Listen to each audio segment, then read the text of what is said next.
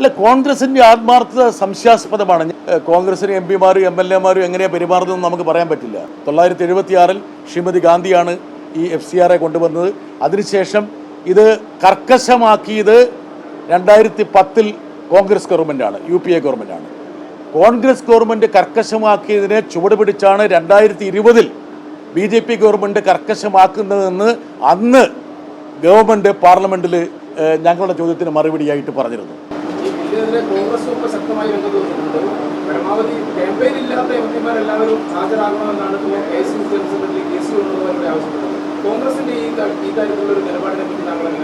അല്ല, കോൺഗ്രസും ഈ രംഗത്ത് പ്രക്ഷോഭത്തിന് വന്നത് സ്വാഗതാർഹമാണ്. ഇപ്പോൾ ഞങ്ങളുടെ എം പിമാരും ഞങ്ങളുടെ ലോക്സഭയിലെ നേതാവ് രാധാകൃഷ്ണൻ ഉൾപ്പെടെയുള്ള ആൾക്കാർ അവരുടെ പ്രചരണ പരിപാടികൾ റദ്ദാക്കിക്കൊണ്ട് ഡൽഹിയിലെത്തിയിരിക്കുകയാണ്. ഡൽഹിയിൽ പാർലമെൻറ്റിന് വെളിയിലുള്ള പ്രക്ഷോഭത്തിൽ പങ്കെടുക്കുന്നുണ്ട്. ഇനി ഈ ബില്ല് മുമ്പോട്ട് കൊണ്ടുപോവുകയാണെങ്കിൽ അതിനെ എതിർക്കാൻ വേണ്ടിയിട്ടുള്ള നടപടിക്രമങ്ങളിലും ഭാഗഭാക്കാകുന്നുണ്ട്. പക്ഷേ ഇവിടെ ഈ FCRA എന്നുള്ളത് ആദ്യമായിട്ട് ചർച്ച ചെയ്യപ്പെടുന്ന വിഷയമല്ല എന്നുള്ള കാര്യം മനസ്സിലാക്കണം. 1976 ശ്രീമതി ഗാന്ധിയാണ് ഈ FCRA കൊണ്ടുവന്നത്. അതിനുശേഷം ഇത് കർക്കശമാക്കിയത് 2010 കോൺഗ്രസ് ഗവൺമെൻറ്റാണ്, UPA ഗവൺമെൻറ്റാണ്.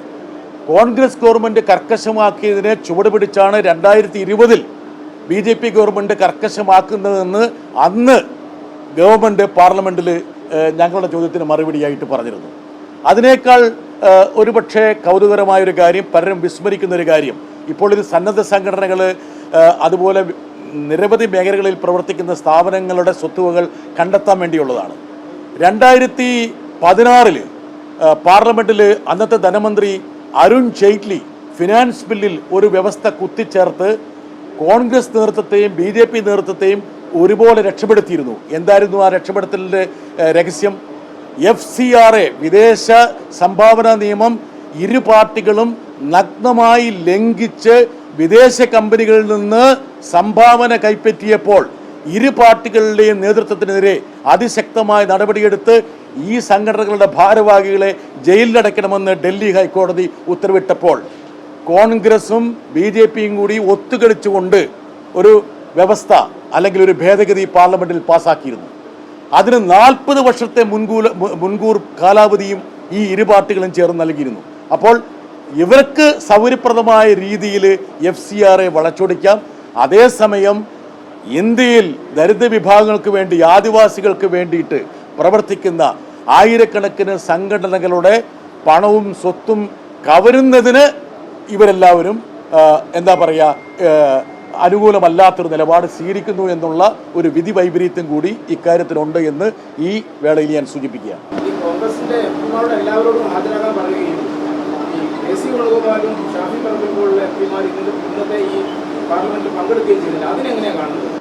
എല്ലാ എം പിമാരും പോകണമെന്ന് KC വേണുഗോപാൽ ആവശ്യപ്പെട്ടിട്ടുണ്ടെങ്കിൽ KC വേണുഗോപാൽ ഒരു MP അല്ലേ? അപ്പോൾ അദ്ദേഹം പോകേണ്ടതല്ലേ എന്നാണ് എൻ്റെ ചോദ്യം. പക്ഷേ കോൺഗ്രസിൻ്റെ MP പോകണോ പോകണ്ടയോ, അവിടെ പോയി എന്ത് ചെയ്യണമെന്നൊന്നും ഞാൻ പറയാറില്ല. എന്താ കാരണം വെച്ചാൽ കോൺഗ്രസിന് MP MLA എങ്ങനെയാണ് പെരുമാറുന്നതെന്ന് നമുക്ക് പറയാൻ പറ്റില്ല.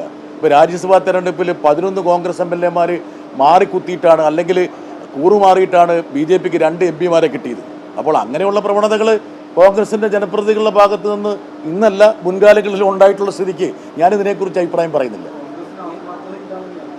അല്ല, കോൺഗ്രസിൻ്റെ ആത്മാർത്ഥത സംശയാസ്പദമാണ്. ഞാൻ പറഞ്ഞല്ലോ, 2016 BJPയും കോൺഗ്രസും നടത്തിയ കവർച്ചയെ സാധൂകരിക്കാൻ വേണ്ടിയാണ് അരുൺ ജെയ്റ്റ്ലി ഒരു ഭേദഗതി ഫിനാൻസ് ബില്ലിൽ നിർദ്ദേശിച്ച് പാസ്സാക്കിയത്. അപ്പോൾ FCRA സംബന്ധിച്ച് ഈ 2 പാർട്ടികൾക്കും യാതൊരു ആത്മാർത്ഥതയില്ല എന്നും അവർ ഒത്തുകളിക്കും എന്നുള്ളതല്ലേ മനസ്സിലായത്. ഇലക്ട്രൽ ബോണ്ടിൽ നടത്തിയ കൊള്ളയിൽ ഈ 2 പാർട്ടികളും ഭാഗവാക്കായിരുന്നില്ലേ? അപ്പോൾ പല അനീതികളിലും ഇവർ 2 പേരും സഹകരിക്കുന്ന കാര്യം നമ്മൾ മനസ്സിലാക്കും. അതുകൂടി യഥാർത്ഥത്തിൽ ഇന്ത്യയിലെ ന്യൂനപക്ഷങ്ങൾ തിരിച്ചറിയണമെന്നുള്ള ഒരു വിനീതമായ അപേക്ഷ എനിക്ക് മുമ്പോട്ട് വെക്കാനുണ്ട്.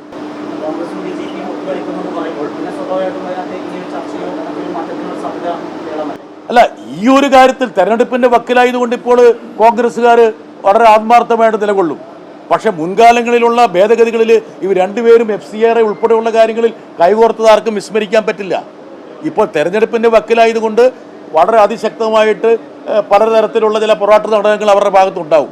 പക്ഷേ FCRAയുടെ നാൾ വഴികളിലേക്ക് 1976 മുതൽ നമ്മൾ സഞ്ചരിച്ച് അതിൻ്റെ ഭേദഗതികളും അതുപോലെ തന്നെ ഈ രാഷ്ട്രീയ പാർട്ടികൾ വാങ്ങിക്കൂട്ടിയിട്ടുള്ള വിദേശ പണവും ഒക്കെ നമ്മൾ പരിശോധിക്കുമ്പോൾ ഇവർക്കിടയിലുള്ള ആ ഒരു അന്തർധാര, സഖ്യം, ഐക്യം നമുക്ക് വെളിവാകും.